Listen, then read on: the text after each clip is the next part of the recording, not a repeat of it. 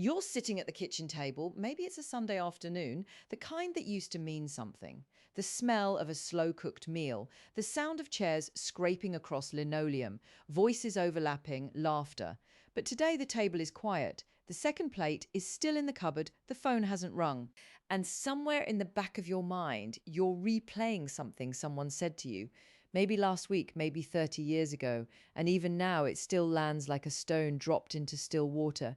You felt it then, you feel it now, and you've never quite been able to explain why those particular words from that particular person hurt so much more than anything a stranger could ever say.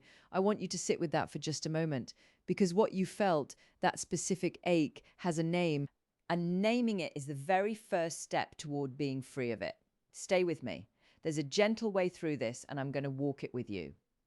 Here is the quiet lie that so many of us have carried for decades, often without even realizing it, that the people who hurt us with their words must have been right, that somewhere in the sharpness of what they said was a kernel of truth we deserved.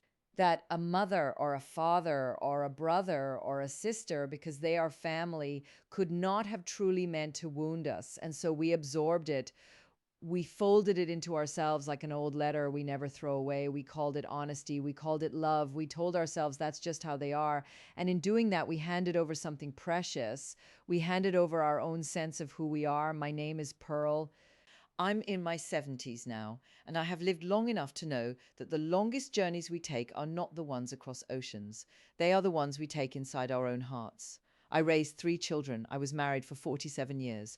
I have sat at empty tables and held a phone that didn't ring and wondered what I did wrong. I have been on the receiving end of words that were meant to make me small. So when I talk to you today about narcissistic families and the insults that flow from them like water from a broken pipe, I'm not reading from a textbook. I'm speaking from the scar tissue of lived experience. And I want you to know you are not alone in this, not even close.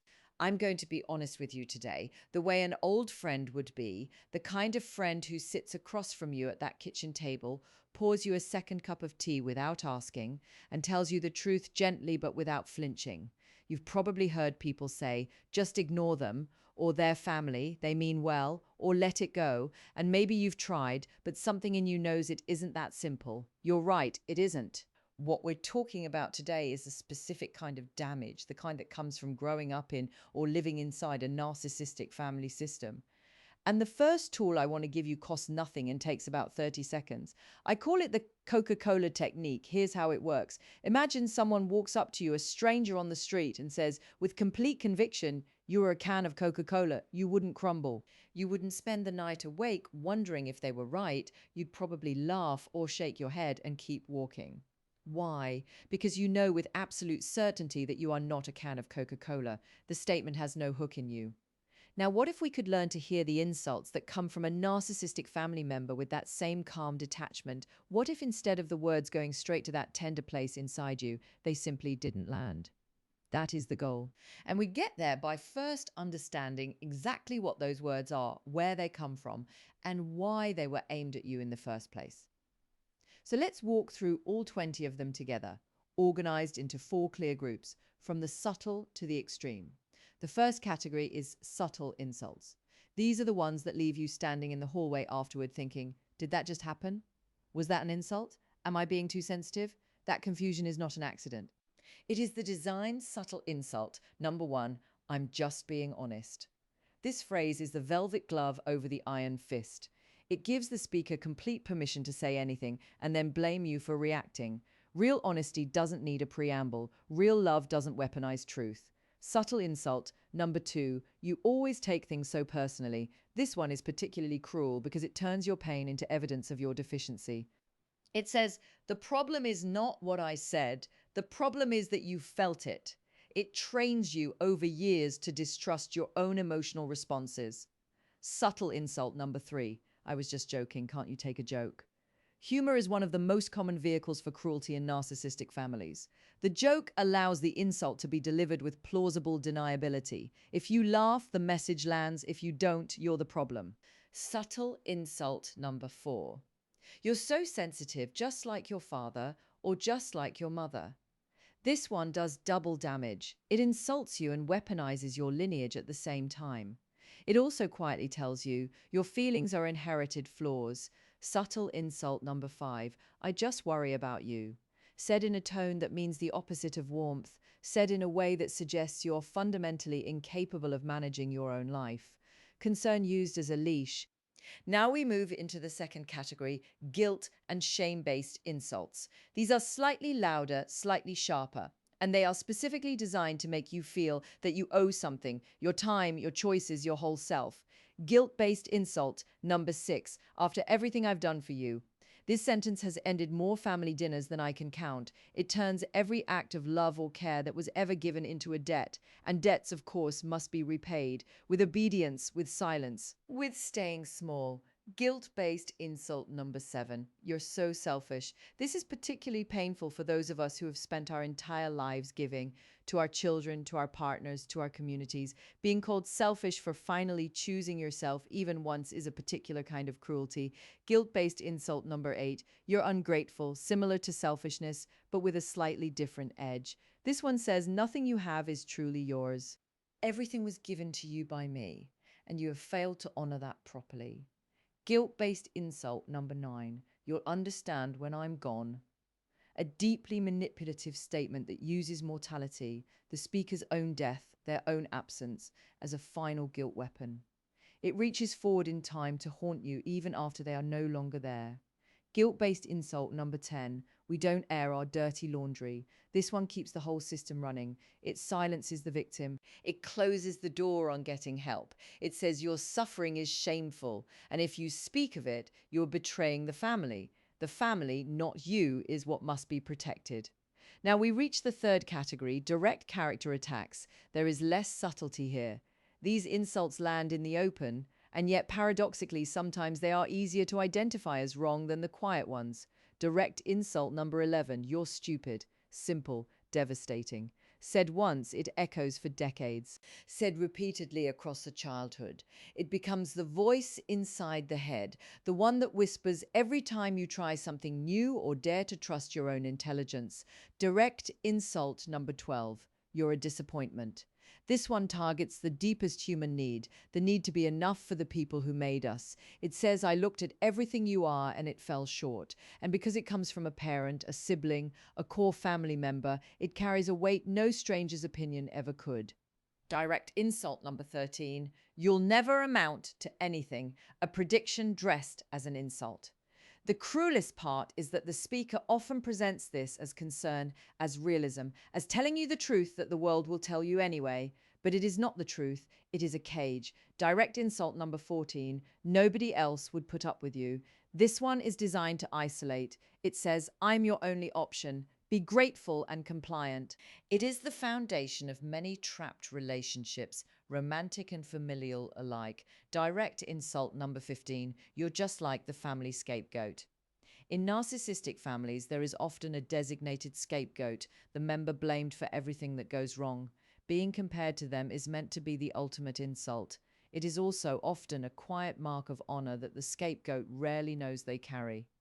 And now we arrive at the fourth and final category, extreme insults.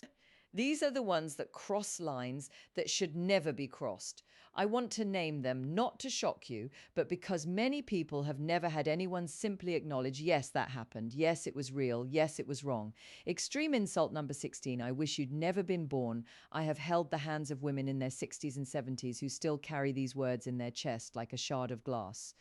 If you heard this, whether once or many times, I want you to hear me now. That sentence was never true. It was a weapon fired in cruelty or desperation by someone who should never have had it in their arsenal at all. Extreme insult number 17, you ruined this family, the scapegoating at its most extreme. When a family system is broken, someone is always chosen to carry the blame. Almost always that person is the most sensitive, the most aware, the most honest member of the family. Being chosen to carry the burden of a family's dysfunction is not proof of your guilt, it is proof of your depth. Extreme insult number 18. You're crazy or you're mentally ill, said not out of concern, but as a weapon, used to discredit your perception of reality, used to close down conversations about real harm. This tactic even has a clinical name. gaslighting, and it can make you doubt your sanity for years. Extreme insult, number 19. I don't love you, sometimes said in rage, sometimes said with a chilling calm. Either way, it targets the most fundamental attachment a human being has. It is not a statement of fact, it is an act of destruction. Extreme insult number 20. You are nothing without this family, the final insult, and perhaps the most revealing one, because it exposes exactly what the whole system was built to do, to make you believe that you have no identity, no value, no existence outside of the family unit. It is the lock on the door of the family prison. And today, together, we are finding the key. Now, why are these words used? What is the function of all this cruelty, all this subtle and not so subtle tearing down? It is this: to keep you connected to what I call the family Wi-Fi. Every family has an unspoken network, a signal that runs between its members, carrying rules and roles and expectations. In a healthy family, that signal carries warmth, belonging, support. In a narcissistic family, it carries control. And the insults, all 20 of them, are essentially the password to that network. They are what keep you logging in again and again, even when the connection hurts you. Because as long as you're trying to prove them wrong, as long as you're seeking their approval, as long as their words have the power to wound you, you are still connected. You're still inside the system. The goal, my dear friend, is to change your own password. But before we talk about how to do that, I need to speak to something that is genuinely painful, and I want to do it gently because I know it will ache. One of the most necessary and heartbreaking steps in healing from a narcissistic family is grieving the parent or the sibling or the family you needed and did not have. Not the parent you had, the parent you needed. The one who would have looked at you with uncomplicated pride. The one who would have said your name like it was something precious. The one who would have made you feel without effort that you were enough. That parent, in many of our cases, was not the parent we were given. And there is a grief in that which does not announce itself loudly. It comes quietly in the middle of ordinary days, when you see a grandmother holding her grandchild's face in both hands, when you read a card in a shop that says "to the best mother in the world," when a friend mentions something their parent did for them that yours never did for you. You have to let yourself grieve that. You have to let yourself say, "I deserved more than I received," not with bitterness, but with honesty, with compassion for the child you were, because you cannot fully step into your own life while you are still waiting for someone to become who they never were. The fantasy of the nurturing parent must be grieved and gently, lovingly set down, and then, and only then, can you begin to build the life that is actually yours. So let's talk about what that building looks like, specifically, practically, with real steps you can take starting today. Step 1, notice the hook. The next time a family member says something that stings, whether it's one of those 20 phrases or something new, pause for one breath and ask yourself, where do I feel this in my body? Your chest, your throat, your stomach.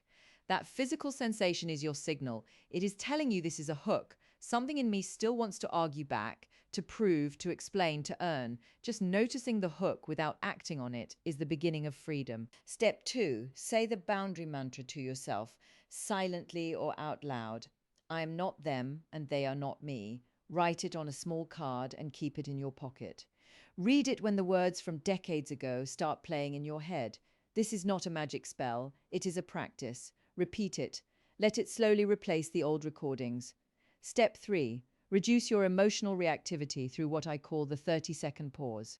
When you are in a conversation, in person, on the phone, even over text, and something lands that triggers that old familiar ache, give yourself 30 seconds before you respond.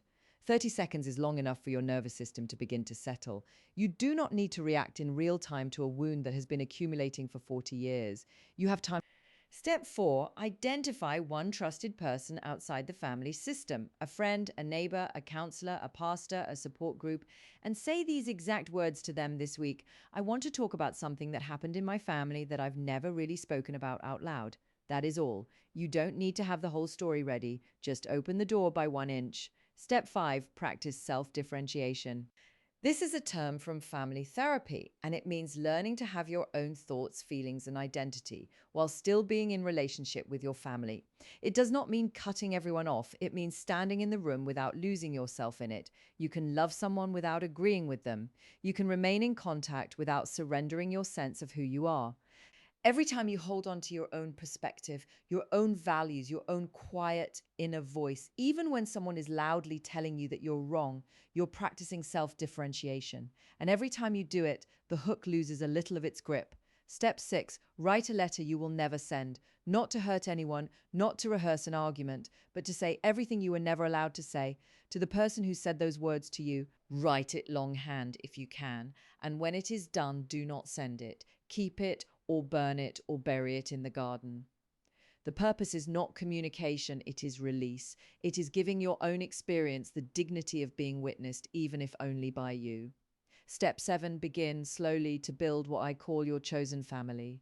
This is not a replacement for the family you have or had. It is an acknowledgement that family is not only biology, it is presence, it is showing up. It is the neighbor who checks in on Tuesdays, the friend who calls just to hear your voice, the group that meets every other week and knows your name. These connections matter, tend them. Now, here's what I want you to take away from everything we've talked about today. Those 20 insults, from the subtle to the extreme, were never really about you. They were about the person who delivered them, their own fear, their own emptiness, their own unexamined wounds. That does not make what happened acceptable, but it does mean that you were never the problem they said you were. You do not need them to apologize in order to heal. You do not need them to admit what they did. You do not need to wait by the phone for a call that explains everything. You need one small, brave decision, just one, and you can make it this morning, the decision to begin choosing yourself. Not loudly, not with anger, just quietly, consistently, tenderly, choosing the truth of who you are over the story they told about you. Here's what I'd love for you to do this week. Choose one of those 7 steps, just one, and take it. Write the mantra on a card and put it somewhere you'll see it. Say the 9 words to a trusted friend, I want to talk about something that happened. Take the 30-second pause the next time a hook goes in. One step, that's enough. That is more than enough. And I'd love to hear from you in the comments below. Tell me, which of those 20 phrases did you recognize? Which one landed heaviest? When was the last time someone said something to you that still lives in your body today? You don't have to share more than you want to, but sometimes just seeing your own experience written in your own words, that too is a step toward freedom. If you'd like more support with this, I have a companion guide available, a gentle, practical workbook you can use alongside these conversations, and I'll leave the link below. It is there for you whenever you're ready. No rush. Now, tomorrow morning, I want to talk to you about something that follows naturally from everything we've discussed today: how to stop waiting for validation from people who are not capable of giving it, and how to begin giving it to yourself. It is one of the most important conversations I know how to have, and I think it might change something for you. So come back in the morning. The kettle will be on. Until then, take care of your heart. I'll see you in the morning.